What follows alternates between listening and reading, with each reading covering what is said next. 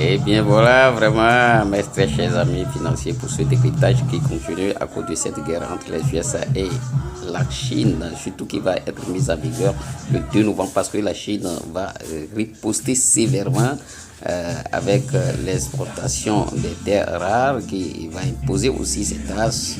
Déjà, les marchés sont en grande souffrance avec trop de BEX, des indices boursiers et le CAC 40 qui a eu des difficultés aujourd'hui s'est relevé un peu dans le vert. Le FSBC 100 qui peine toujours dans le rouge. Le Nasdaq 100 qui est dans le rouge. Don John, ils ont repris un peu l'élan, mais qui pas tellement assez de points, ce qui explique qu'il peut se plonger tout de suite dans le rouge. Donc la volatilité, elle est là, et met vraiment en doute les grands acheteurs qui sortent du marché, qui se méfient. Et dans le monde de crypto, Bitcoin peine à dépasser 105 $, 105 000 $, et il est cramponné là, alors qu'on pensait que le ZEC, c'est-à-dire les projets contre au Bitcoin, vont faire mouche, mais non plus. La grande surprise, le ZEC est parti jusqu'à 6,5% après qu'il était plongé dans la baisse totale à 19%.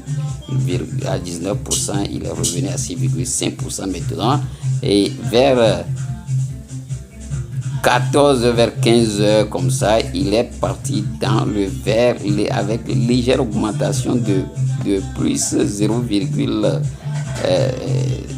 quelque chose pour cent. À l'heure où nous parlons, rien n'est encore sûr, c'est la volatilité totale.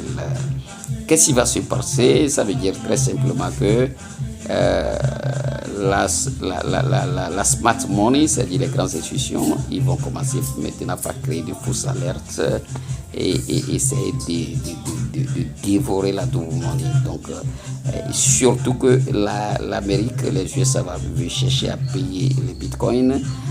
D'aucuns penseraient que les USA est en train de mener cette guerre